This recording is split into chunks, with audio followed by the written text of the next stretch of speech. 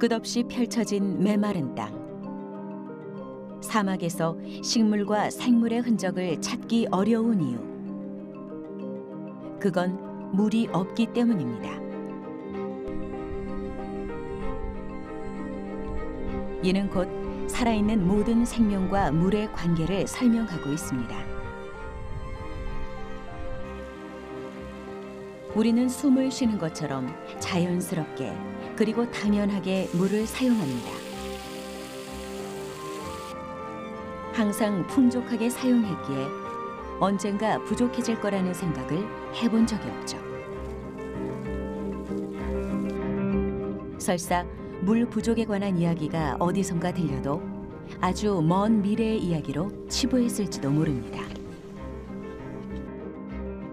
하지만 우리는 이 풍요로움을 오래도록 유지하기 위해 더욱더 물의 가치를 이해해야 할 필요가 있습니다.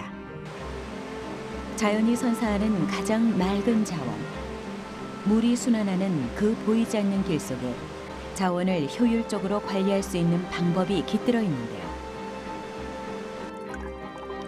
워터테크, 그 특별한 물 관리 기술을 확인해 보겠습니다.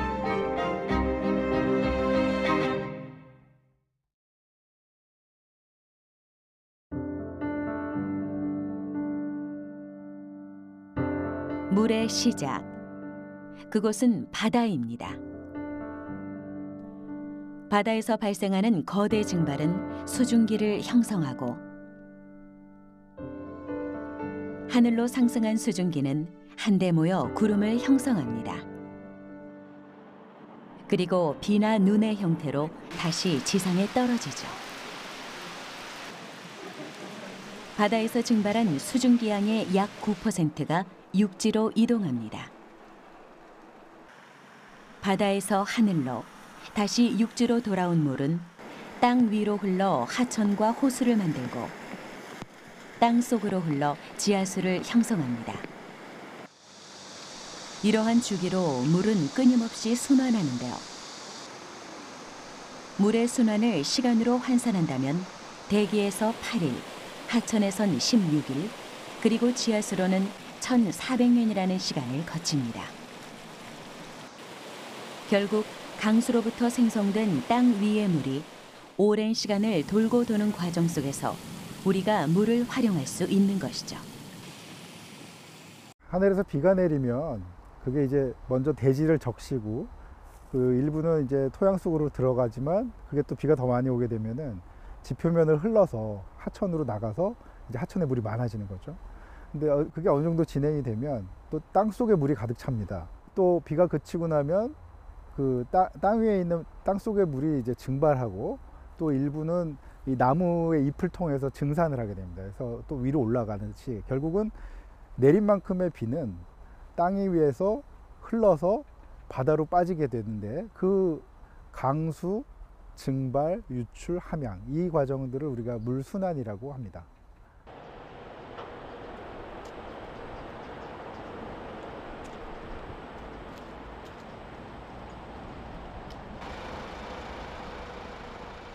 관악산 남동쪽 기슭에서 발원해 서울의 남부를 가로지르며 흐르는 양재천.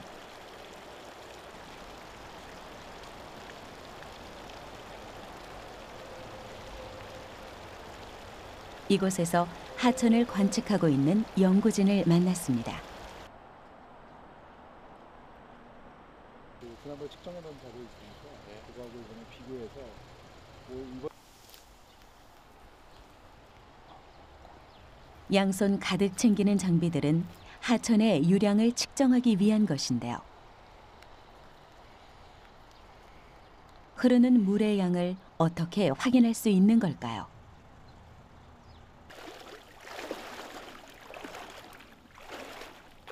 익숙한 듯 하천 속으로 들어가는 연구원.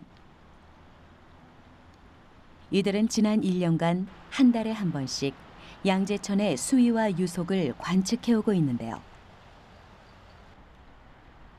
8.5에 0.181이요. 장비 끝에 달린 프로펠러를 물속에 넣고 프로펠러의 회전수를 측정하는 겁니다. 얼마나 회전하는지에 따라 물의 속도를 알 수 있는 것이죠.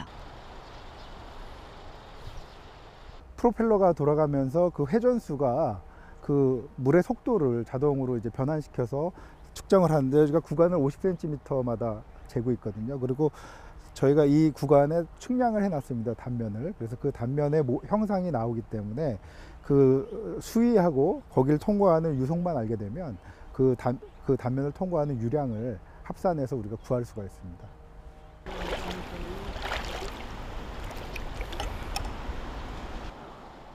하천의 단면에 대한 구간별 유량을 측정하는 작업. 6.5에 0.196이요. 6.5에 0.196, 네. 0.190. 연구진이 이러한 작업을 1년에 걸쳐 진행하고 있는 이유는 양재천이 지나는 의왕, 과천, 성남 지역의 지하수 유출량을 파악하기 위해서입니다. 하천의 유량 분석을 통해 지하수의 유출량을 알 수 있다는 사실이 꽤 흥미로운데요. 그렇다면 땅 위를 흐르는 지표수와 땅 속에서 흐르는 지하수는 어떤 관계가 있는 걸까요?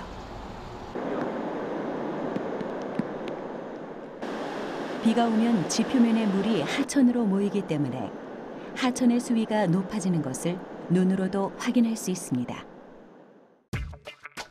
하지만 땅속 상황은 조금 다릅니다. 땅속으로 스며든 물은 대수층이라는 공간에 저장돼 있다가 장시간에 걸쳐 천천히 하천으로 흘러나오는데요.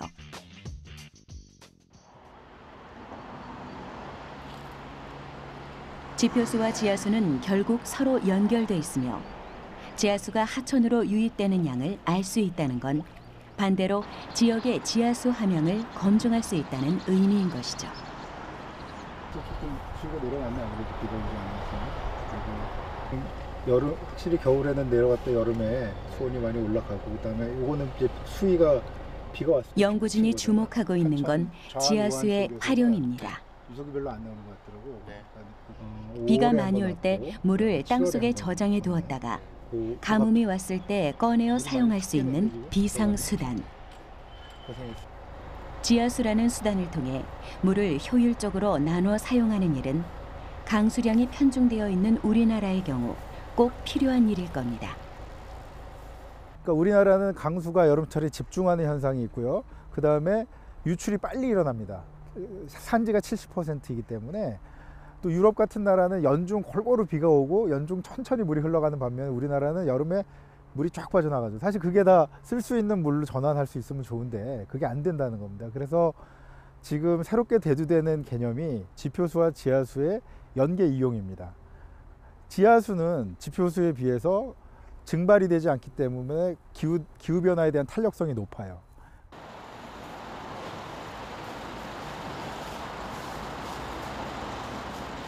어떤 이는 지하수를 지하의 바다라고 이야기했습니다. 그만큼 이용 가능한 담수 중 차지하고 있는 양이 많다는 건데요.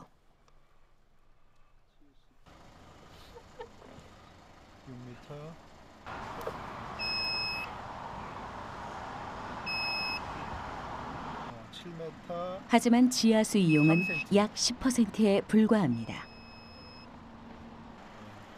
땅속 깊은 곳에 있어 눈으로 그 양과 흐름을 확인할 수 없기 때문에 사용하는 데에도 한계가 있는 겁니다.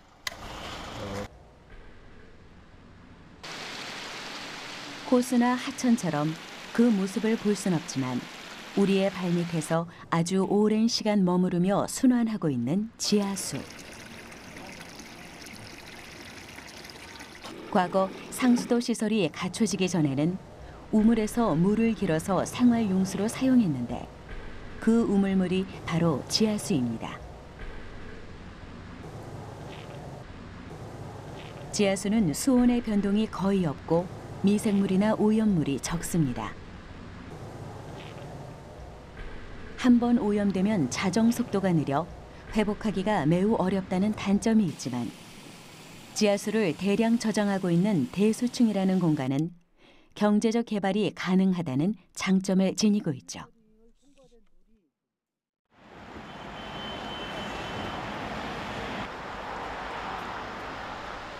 연구진은 지하수가 저장돼 있는 대수층까지 자동 계측 장치를 설치한 다음 데이터를 통해 하천변의 지하수 변화를 관측하고 있는데요. 이를 통해 지하수의 온도와 수위, 그리고 지표수와의 상관관계를 파악할 수 있습니다. 물을 저장하고 배출하는 지하수의 기능을 활용하고자 하는 노력. 대지가 머금고 있는 물을 어떻게 개발하는지에 따라 지하수가 지닌 수자원으로서의 가치는 크게 달라질 것입니다. 하천 유량도 재지만 하천 옆에 있는 그 하천변의 지하 수위를 관측해서 하천하고 지하 수위의 상관관계가 어떻게 이루어지는지, 지하 수위가 높으면 지하 수위가 하천 쪽으로 들어올 것이고 하천 수위가 높으면 하천 수위가 또 지하수로 갈 것이고 상호 그 상관성을 저희가 관측을 하고 있습니다. 그래서 사실 또 하천변에서 지하수를 이제 만약 양수를 할 경우에는 하천수가 또 줄어드는 그런 현상도 나타나고 있거든요. 그래서 그렇게 하천수와 지하수를 잘 최적으로 이용을 해서 운영해서 수자원을 이용하는 것이 좋은 방법이라고 생각합니다.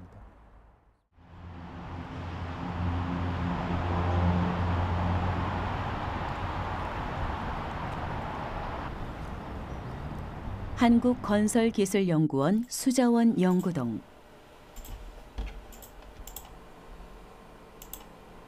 이곳에선 수자원을 통합적으로 관리하기 위한 원천 기술을 확인할 수 있었는데요.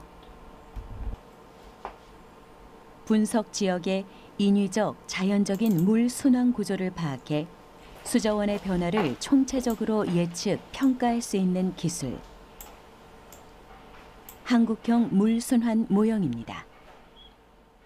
한국형 물순환 모형은 지형학적 정보인 고도, 토양, 토지 이용 정보와 기상학적 정보인 강수, 온도, 풍속, 습도, 일사량 자료를 입력 자료로 하여 모형을 구동하게 됩니다. 관측 자료인 하천의 유량 자료를 이용하여 모형의 매개 변수를 보정한 후 최종적인 각각의 강우, 증발산, 지표수, 지하수 등과 같은 숨은 성분들의 시공간적인 분포를 파악할 수 있습니다. 물의 순환과 분포를 지리적 조건과 기상 조건에 따라 입체적으로 확인할 수 있는 한국형 물순환 모형. 이 기술은 우리나라 지역에 따른 물 순환 구조를 파악하고 지표수와 지하수 연계 해석을 통해 지하수의 개발량을 산정하는 기준이 될 수 있는데요. 수자원에 대한 해석이 통합적으로 이루어진다는 점에서 한국형 물 순환 모형의 가능성이 주목을 받고 있습니다.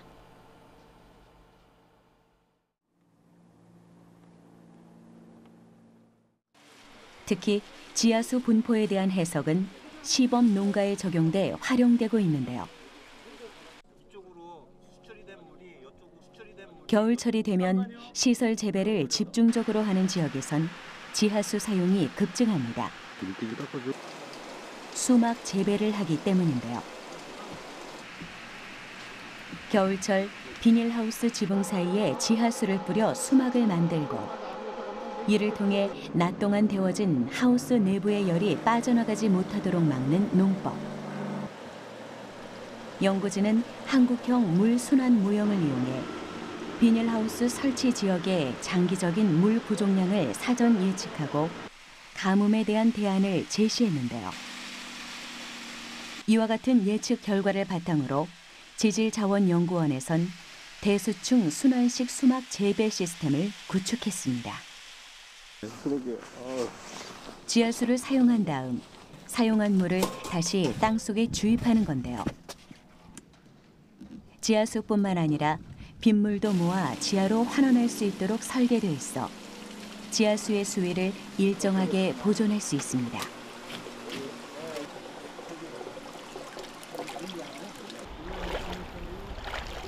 연구진은 한국형 물순환 모형이 보다 여러 지역에서 지하수 확보와 개발에 활용될 수 있도록 실제 관측을 통한 데이터를 쌓아나가고 있습니다. 검증된 데이터를 통해 우리가 지닌 수정원의 현황을 파악하는 일이야말로 미래를 대비하는 과학적인 방법인 것이죠. 저기 양수 시험 그때 기간에서 시험하는 서울대학교 공학관.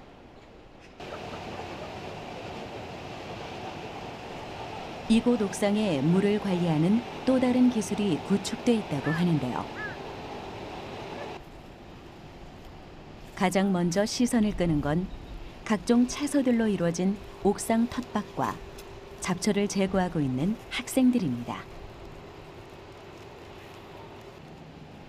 잘 가꿔놓은 옥상 정원과 텃밭의 기능에 주목하는 이들도 있겠지만 호미를 든 이들이 관심을 갖고 있는 건 바로 빗물입니다. 빗물을 활용하는 기술을 연구하는 사람들. 840제곱미터 규모의 텃밭을 관리하는 데 필요한 물은 전부 모아놓은 빗물로 사용한다고 하는데요. 수도 보급률이 100%를 육박하는 우리나라에서 빗물을 직접 모아 사용한다는 건 조금 의아한 일일지도 모릅니다. 이들이 주목하고 있는 빗물의 가치, 그건 과연 무엇일까요? 우리나라 한 해 평균 강수량은 약 1300mm, 세계 평균의 1.6배 정도 많은 양입니다. 1년 동안 내리는 비를 모두 모은다고 가정한다면 1,300억 톤 정도가 되는데요. 생각보다 엄청난 양의 물이 하늘에서 떨어지는 셈이죠. 하지만 우리나라는 여름철에 집중적으로 비가 내리기 때문에 여름엔 홍수로, 겨울에는 가뭄으로 피해를 입는 빗물 양극화 현상이 일어나고 있습니다. 특히 도시의 경우 하수 시설을 통해 빗물이 바로 배출되기 때문에 우리나라의 빗물 이용률은 약 25%에 불과하죠.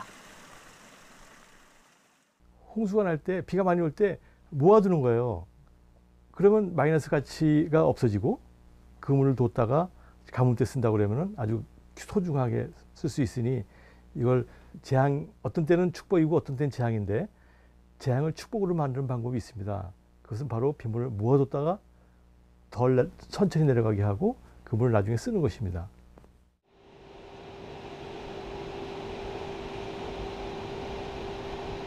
빗물연구센터 연구진이 만든 이 옥상 텃밭은 빗물을 모을 수 있도록 설계됐습니다. 일명 오목형 텃밭으로 빗물이 모이도록 가장자리를 높게 만들고 텃밭 아래에는 저류판을 설치해 빗물이 쉽게 빠져나가지 않도록 한 것인데요.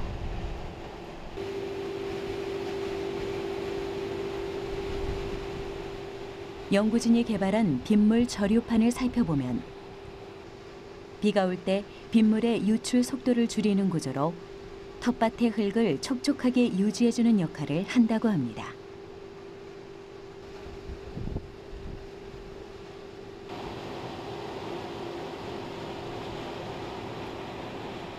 옥상 한쪽에는 빗물을 저장하는 시설이 설치되어 있는데요. 일명 빗물 저금통입니다. 비가 올 때 모아놓는 물은 텃밭을 가꾸는 데 사용하거나 화장실 용수와 생활 용수로도 활용한다고 하는데요. 빗물 저금통의 효과는 단연 물을 절약한다는 데 있습니다. 하루에 51mm의 비가 온다고 가정했을 때 저희 빗물 저류조가 840제곱미터 그리고 빗물 집수면에서 100제곱미터로 물을 받을 수 있어가지고 하루에 총 47톤 가량의 물이 절약 가능하다고 보고 있습니다.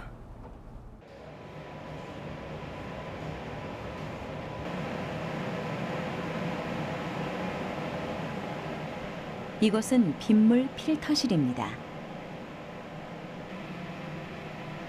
옥상에서 모은 빗물과 건물의 샤워실에서 나온 물을 정화하는 시설인데요. 빗물의 경우 침전식 필터와 회전식 필터만으로 처리가 가능합니다. 특별한 화학 처리 장치 없이도 이물질만 가라앉히면 여러 가지 용도로 활용이 가능한 빗물.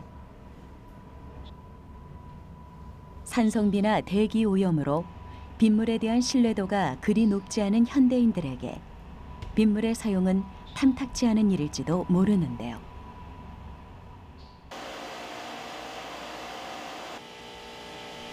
빗물 정화에 화학적 기법을 적용하지 않는 이유.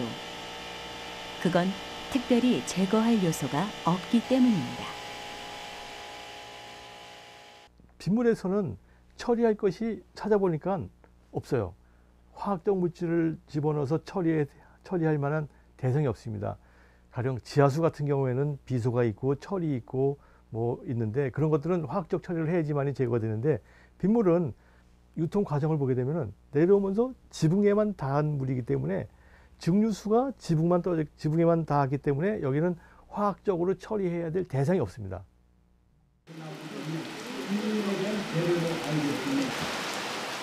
하늘에서 떨어지는 수자원.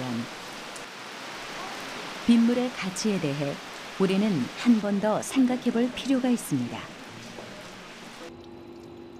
하나의 자연 현상이 아닌 자원으로서의 가치. 모으면 모을수록 우리가 낭비하고 있는 것이 무엇인지 알 수 있을 텐데요. 앞으로 빗물 관리 기술의 확보는 도시의 물순환 시스템에서 결코 빼놓을 수 없는 조건이 될 것입니다. 우리는 지금 주어진 수자원을 효율적으로 사용하는 기술, 워터테크에 대해 알아가고 있습니다. 사람의 생명 유지에 없어서는 안 될 소중한 자원, 물. 땅속의 지하수부터 하늘에서 내리는 비까지. 바다에서 시작된 물의 순환으로 우리는 지금까지 부족함 없이 물을 사용해왔죠. 하지만 우리가 사용 가능한 물은 한정돼 있습니다. 때문에 각 분야에서는 효율적인 물 사용에 대한 연구가 이어지고 있는데요. 워터테크, 또 다른 물 이야기를 따라가 보겠습니다.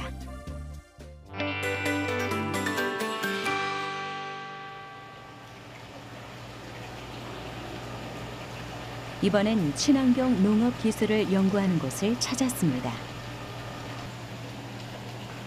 식물이 잘 자랄 수 있도록 조성된 환경 속에서 토마토가 연그러가고 있는 이곳.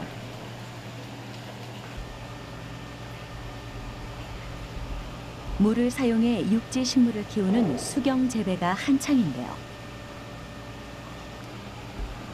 여기엔 식물 재배에 사용된 물을 단순히 식물의 양분으로 사용하는 것을 넘어 재활용하는 기술이 적용돼 있습니다. 물순환 시스템을 적용해 물고기를 양식하고 농작물을 재배하는 아쿠아포닉스입니다. 물고기 배설물을 이용해서 식물에 필요한 영양분을 공급해주며 순환 펌프 방식이어서 버려지는 물이 거의 없고 채소와 물고기를 동시에 이용할 수 있으며 미래의 부족한 식량을 대체할 수 있고 항생제나 농약을 전혀 쓰지 않아서 친환경 농법입니다.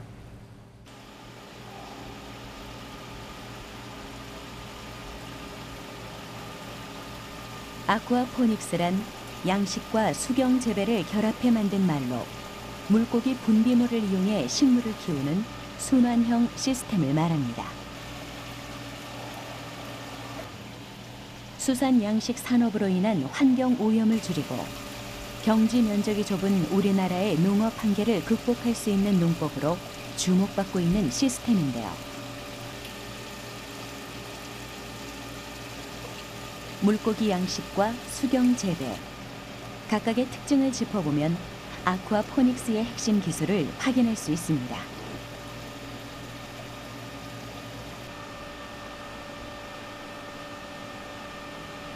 수경 재배는 식물의 성장에 필요한 양분을 물에 녹여 흡수하도록 해 식물을 재배하는 농법입니다.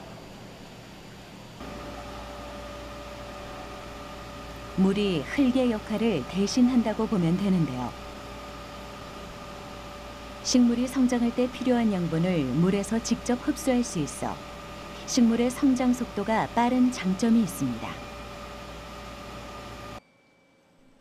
또한 식물의 생육 환경을 보다 세밀하게 통제할 수 있어 수확 시기를 조절하거나 생산량을 증대시킬 수 있죠.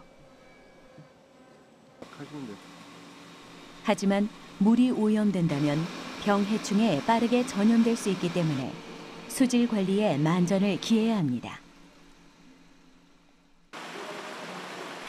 양식은 물고기를 키울 수 있는 환경을 조성해 인공적으로 생장, 번식하게 하는 것을 말합니다. 물고기의 경우 환경에 아주 민감한 생물이기 때문에 빛, 물의 양, 수온을 조절하는 등 최적의 성장 환경을 만들어줘야 하는데요.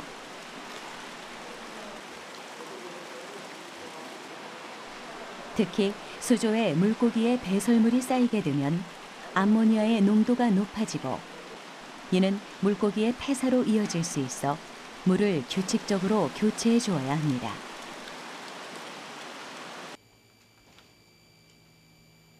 그런데 물고기에게 치명적인 암모니아에는 식물의 성장에 필요한 영양소가 포함되어 있습니다.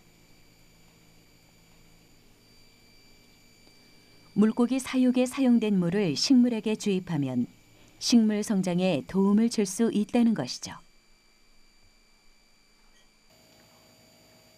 한편 식물은 물속의 무기물을 흡수하는 과정에서 자연스레 물을 정화하는 특징이 있습니다. 식물이 무기물을 흡수해 깨끗해진 물은 다시 물고기 양식에 사용이 가능한 겁니다.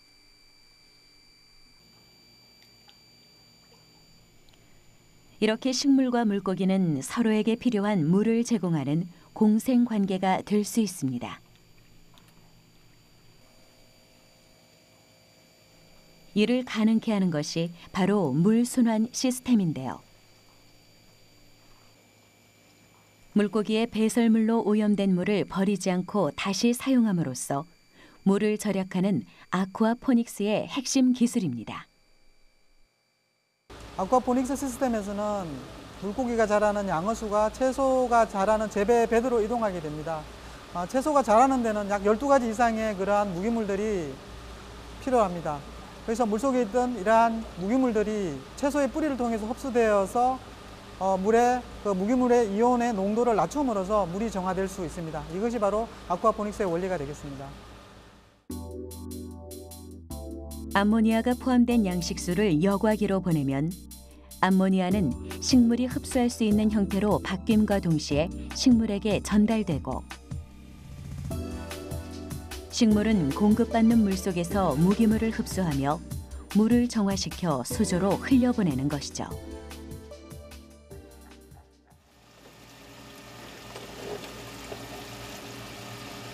아쿠아포닉스 시스템은 크게 두 가지 여과 방식이 적용돼 있습니다.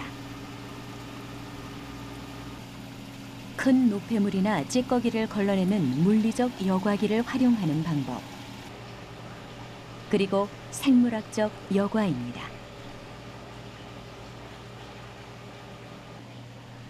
생물학적 여과란 미생물 활동으로 인해 양식 과정에서 나온 노폐물이 식물을 흡수할 수 있는 영양소로 전환되는 것을 말합니다. 박테리아가 암모니아를 식물 성장에 필요한 질산염으로 전환시키는 것이죠. 아쿠아포닉스의 핵심 기술은 물을 버리지 않는 순환식 그런 시스템입니다. 일반적으로 우리가 물고기를 키우면 물이 오염되기 때문에 이제 물을 방류한다든지 아니면 새물을 깨끗한 물을 이제 양어조에 넣어줘야 되는데 이 같은 경우에는 그 오염된 물을 채소도 이용을 할 수 있고 그리고 미생물들이 어떤 그런 채소가 먹을 수 있도록 영양분으로 활용할 수 있도록 만들어주는 그런 기능들이 있기 때문에 물 절약을 한 90% 이상 할 수 있습니다.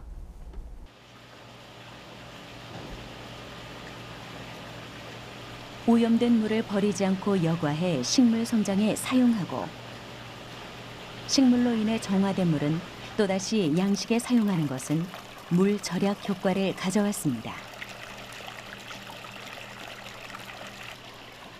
물고기 10kg을 한 달간 기른다면 일반 양식에서는 12톤 이상의 물이 필요하지만 아쿠아포닉스에서는 약 1.5톤만 있으면 된다고 하는데요.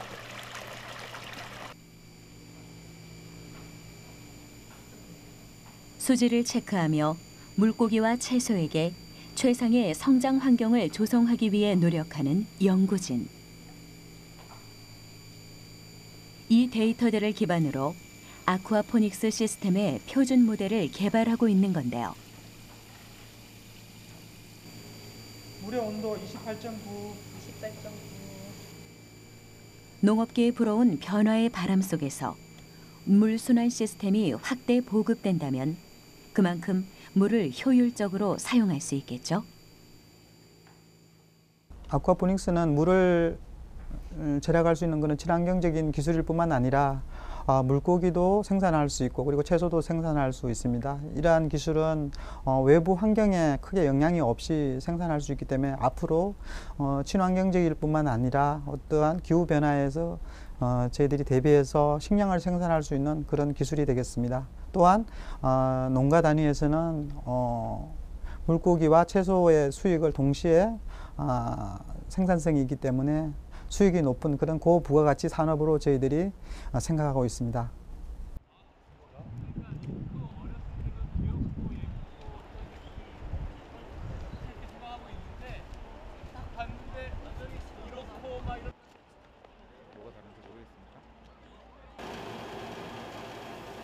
한 대학 연구실을 찾았습니다.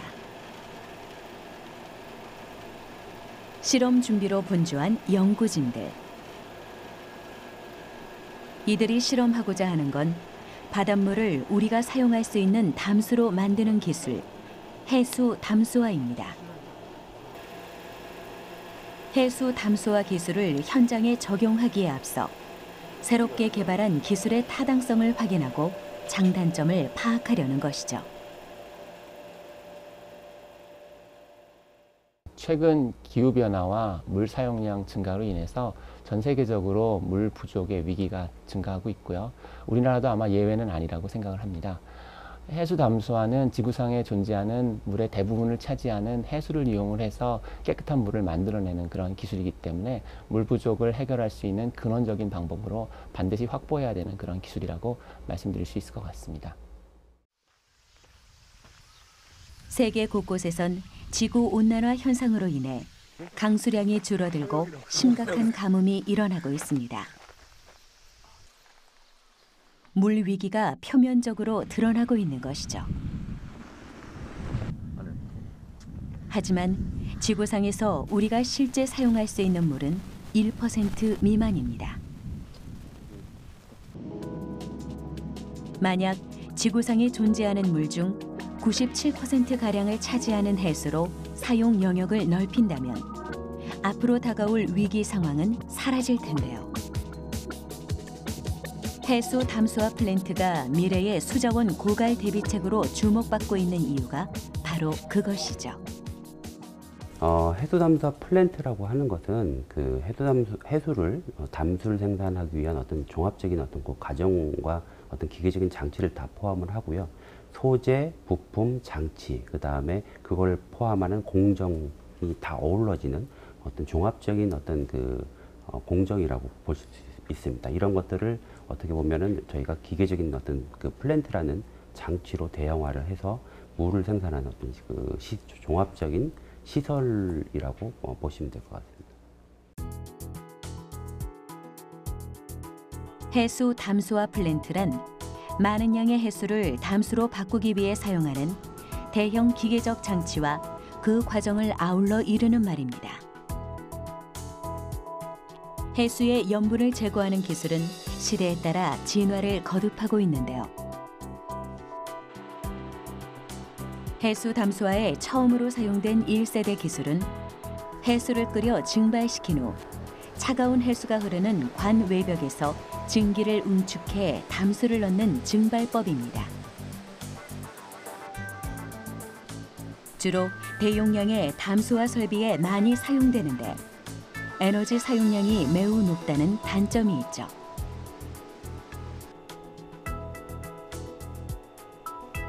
이 세대 해수 담수화 기술은 역삼투법을 이용합니다. 역삼투법은 해수와 담수 사이에 막을 두고 해수에 높은 압력을 가하면 염분이 많은 해수가 농도가 낮은 담수 쪽으로 이동하는 현상을 말합니다. 이때 해수와 담수 사이에 있는 막이 염분 성분을 걸러내 물 분자만 담수 쪽으로 이동하며 생산수를 만들어낼 수 있는 건데요. 담수를 얻기 위해선 지속적으로 강한 압력을 가해야 합니다.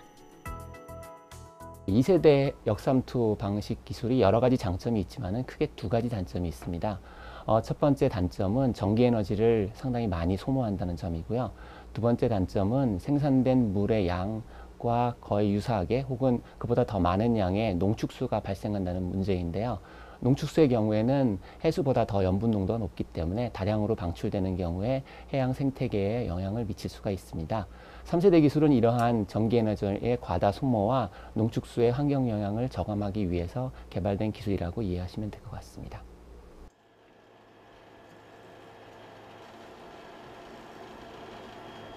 가장 최근에 연구되고 있는 3세대 기술은 막 증발법을 이용하는데요. 실험을 통해 3세대 해수 담수화 기술을 살펴보겠습니다. 염도가 약 35%인 해수와 담수를 용기에 넣은 후 해수를 60도까지 가열합니다. 뜨거운 해수와 차가운 담수 사이에 분리막을 두고 흐름을 교차시켜주면 분리막 표면에 증기가 생기는데요. 이렇게 막 표면에 생성된 증기를 응축시켜 물을 생성합니다. 뜨거운 해수와 차가운 담수가 맞닿는 분리막의 온도차로 인해 증기가 생기게 되는데요. 이 증기가 차가운 담수와 만나 응축 과정을 거쳐 새로운 담수가 형성되는 것이죠. 막 증발법에서는 증발법에서 고온이나 역삼투법에서 고압 같은 고에너지가 필요하진 않습니다. 그렇기 때문에 태양열이나 지하열 같은 친환경 에너지를 사용해서 충분히 구동이 가능합니다. 그렇기 때문에 이러한 에너지를 이용해서 해수를 적정 온도로 가열시키고 그런 온도를 유지시켜주면 증기압이 발생하는데 그 증기압으로 인해서 발생한 순수한 수증기가 소수성 맹브레인을 통과해서 양질의 담수를 생산해낼 수 있습니다.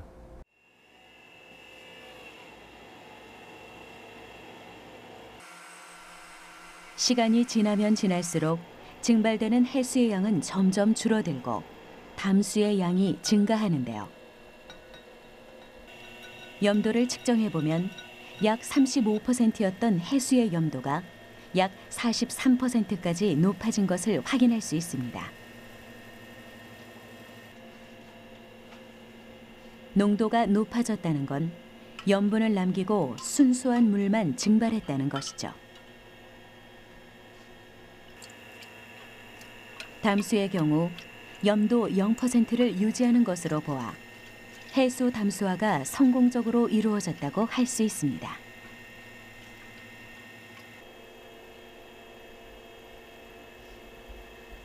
이렇게 담수를 생산하기 위해선 막의 역할이 중요합니다. 연구팀은 빨대 모양의 중공사 분리막을 사용해 해수 담수의 효율성을 높였는데요.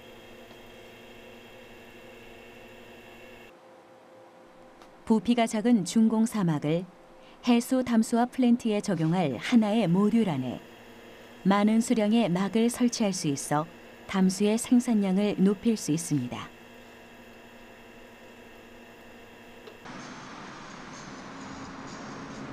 우리나라의 경우 댐이나 상수도를 통한 용수 공급 시스템이 잘 갖춰져 있기 때문에 경제적 측면을 고려할 때 거대한 해수 담수화 시설의 도입에 어려움이 있는데요.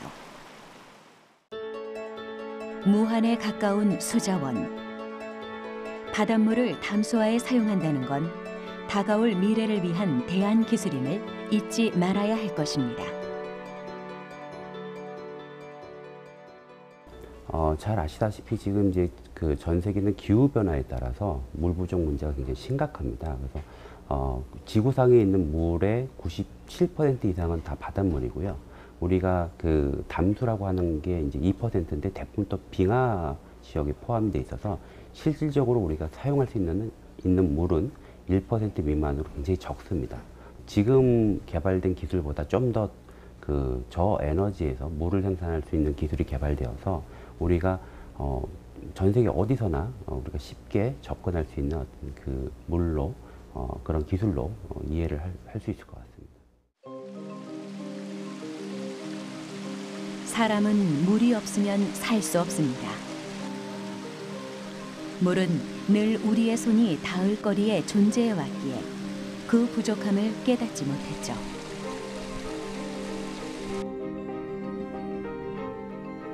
하지만 지구 온난화로 비롯된 물 위기가 조금씩 다가오고 있습니다. 그 속에서 지하수, 빗물, 해수 등 수자원을 효율적으로 관리하기 위한 기술의 확보는 선택이 아닌 필수가 되었습니다. 물 부족에 대비하기 위한 특별한 기술, 워터테크의 발전에 우리의 미래가 달려 있습니다. 우리나라에도 극한 가뭄이나 여러 가지 그런 이벤트들이 발생하고 있기 때문에 점차 그러한 물 관리 방식에도 한계가 올 거라고 생각을 하고 있고요. 그런 지표수에 의존하는 방식이 아닌 다른 수원을 찾는 그런 노력이 필요하고, 기후변화를 늦추려는 노력과 그리고 물 부족을 방지하기 위해 물 절약을 실천하려는 노력 등이 다 같이 필요하다는 것을 연구 결과에서도 보여지고 있습니다. 다가올 미래, 보다 안정적인 수자원 개발의 필요성이 커지고 있는데요. 우리가 이 목소리에 귀 기울여야 하는 이유, 지금도 앞으로도 인류가 가장 필요로 하는 자원은 물이기 때문입니다.